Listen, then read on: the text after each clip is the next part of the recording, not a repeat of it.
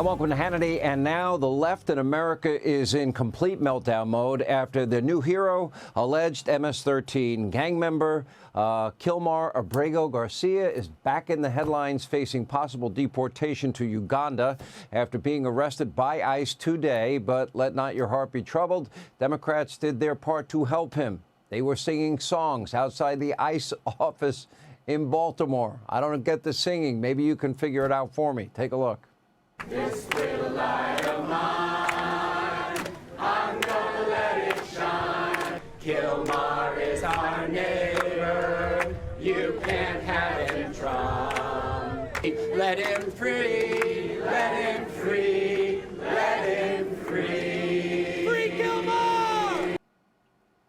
Oh, and Garcia's BFF in the U.S. Senate, Senator Chris Von Hollen, needed one more meeting with the alleged wife-beater gang member. Now, DHS Secretary Kristi Noem will join us with more in just a moment. Plus, nearly 3 million people, they have now signed a petition asking my governor, Florida Governor Ron DeSantis, to show leniency towards the illegal immigrant truck driver accused of killing 3 in a deadly crash. You might recall this is the illegal that was allowed unvetted into the country. He came through the sanctuary state of podcaster and Trump wannabe Gavin Newsom, and in California was given a commercial driver's license. He also got one in Washington state, but it turns out he could neither read English or speak English or read road signs. Want to sign that petition? Will Governor DeSantis listen to these people? I wouldn't count on it. He'll join us. That's also coming up. But first, we as a country, these are things you usually say during an election. You know, it's a tipping point. It's an inflection point for our country, even though it's not an election year. It truly is. This is a time, a moment unlike any other that I've seen in my lifetime. Now, you have the Democratic Party. They have moved so far to the radical left that it is now being led by a Marxist, Kami Mamdani, the Squad, Grandpa Bernie, Senator Pocahontas, Massachusetts, Jasmine Crockett, and California Governor Nutty Gavin Newsom. We'll have more on Nutty Newsom in a minute. But first, on every single issue, Democrats, they come down on the wrong side, and it's impacting all of your lives. Over the last 7+ months, President Trump has been working tirelessly to fix every single disaster Joe Biden, Kamala Harris left behind with big, necessary, transformational changes. He has set the economy up for a boom economy, great success, opportunity, millions of high-paying career jobs. He's trying to end wars, and he is ending them all over the world. He cleaned up the disaster at the border. The border is now really closed and really secure, and he's now deporting illegal immigrant criminals. He's cracking down on crime, but while President Trump is making bold action to make Americans safer and your life safer and your family safer and more prosperous, Democrats, they have done nothing but resist to the point that they have simply embraced the insanity, and they're embracing it more every day. They are the party of criminal, illegal immigrants. They are supporting the Green New Deal madness, which in and of itself is Marxism, isn't it?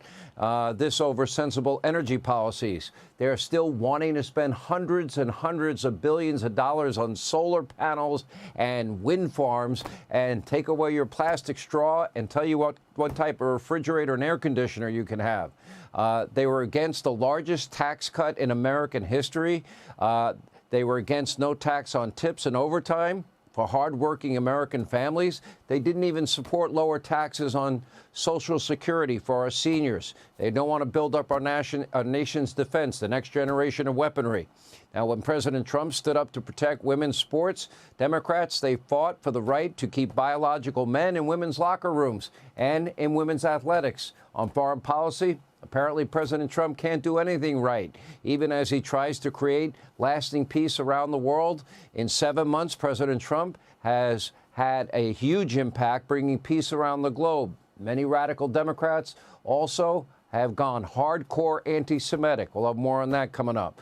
This is the new radical left's agenda. They have completely lost touch with everyday Americans, which is why they are losing more support every day.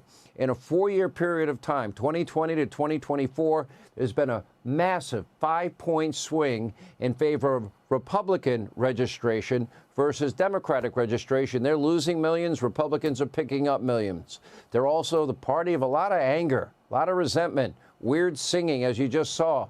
Nutty Newsom, well, he's completely lost his mind, spending way more time trying to troll Trump on X than cleaning up the disaster he's created in California. Cares way too much about being president. But you know what, Nutty Newsom? I want you to keep doing what you're doing. I'll have more later on this. Do not restore law and order in California. Don't rebuild the areas destroyed by the wildfires in the Pacific Palisades. Don't lower taxes, whatever you do, for the people in your state. Keep running huge budget deficits. Keep up with these horrible schools you have in California, spending millions on illegals, things like Medi-Cal. Keep, running tens of billions of dollars in budget deficits. Gavin, you're doing great. I'm proud of you. Now, thank you for your attention to this matter. This is the new Democratic Party. They root against everything that makes this country great. And today, once again, they have outed themselves as anti-safety, anti-law and order. And think about this. How can any American pursue happiness? How do you pursue happiness without law and order and safety and security? Is that not a mandatory prerequisite? This morning, President Trump took another step to further his crime agenda, signing an executive order ending cashless bail. And speaking, with reporters in the Oval Office, he emphasized how important this is. Democrats clinging to the failed policies of defund, dismantle, no bail laws. Take a look.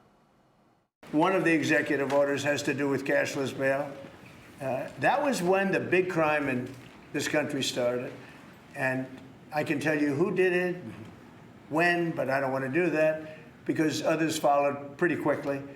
But that was when it happened. Somebody kills somebody, they go in, don't worry about it, no cash, come back in a couple of months, we'll give you a trial. You never see the person again. And I mean, they kill people and they get out. Cashless bail. They thought it was discriminatory to make people put up money because they just killed 3 people lying on a street. Any street all over the country, cashless bail. We're ending it, but we're starting by ending it in D.C., and that we have the right to do through federalization. Yeah, let's reimagine the police and hire social workers instead of police officers that are trained. Now, during the signing ceremony, President Trump also touted some of the accomplishments that federal authorities have made in cleaning up Washington, D.C. and their crime problem. Take a listen to this. 439 illegal alien criminals have been removed, and we have 6 known gang members, some of the worst leaders of gangs anywhere in the country, MS-13 and Tren de Aragua. We have 2 missing children that have been recovered. They thought they were gone. We brought them back to the family. The family started crying. They couldn't believe that they saw their child again. 49 homeless encampments have been removed. We like clean, we like beautiful, and we like safe, and that's what we're getting. And according to the White House, since President Trump began the crackdown on D.C. crime, over 1,000 arrests have been made, 111 illegal firearms have been seized, and most importantly, D.C., our nation's capital, has gone a whopping 12 days without a single homicide, breaking the pre-COVID record. And given how successful his efforts have been in D.C., President Trump is warning other blue cities and states they may be next, telling Maryland Governor Wes Moore that he could send troops to Baltimore to help clean up the city's out-of-control crime problem there. And while saying this about Chicago, well, here's what he said. Take a look. As you all know, Chicago's a killing field right now. And they don't acknowledge it. And they say, we don't need him. Freedom, freedom. He's a dictator. He's a dictator. They need help badly. Chicago desperately needs help. Just look at the crime statistics. Look at the statistics that J.D. said about, even I didn't know it was that bad. That's terrible. Now, the president's recent comments about the possibility of cleaning up crime in Chicago have led to the city's failed mayor, Brandon Johnson, to have a meltdown while threatening to, quote, rise up against tyranny and calling people to take to the streets, whatever that's supposed to mean. Sounds like a threat to me. Take a listen. So, look, we're going to remain firm. We'll take legal action. But the people of this city are accustomed to rising up against tyranny. And if that's necessary, I believe that the people of Chicago will stand firm alongside of me as I work every single day to protect the people of this city. Is that a threat to rise up against law enforcement that is there to save lives, not to be outdone? Illinois Governor J.B. Pritzker speaking to reporters in Chicago today, where he claimed they don't need President Trump's help cracking down on crime. Yeah, they do. Take a look. Earlier today in the Oval Office, Donald Trump looked at the assembled cameras and asked for me personally to say, "Mr. President, can you do us the honor of protecting our city?" Instead, I say, "Mr. President, do not come to Chicago."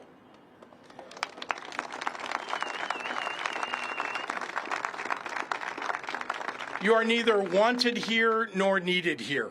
Donald Trump wants to use the military to occupy a U.S. city, punish his dissidents, and score political points.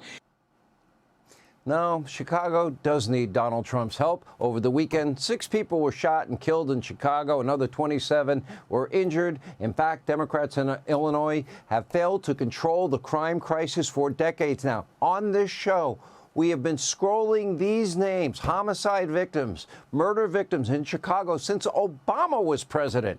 Democrats haven't lifted a finger to stop this. And even now, they still don't want to keep their city safe. Why? Because, what, they hate Trump more than they would, rather have their constituents safe and secure? It's dangerous to work with him. It's no surprise. A recent poll has the Chicago mayor's approval rating at less than 7%.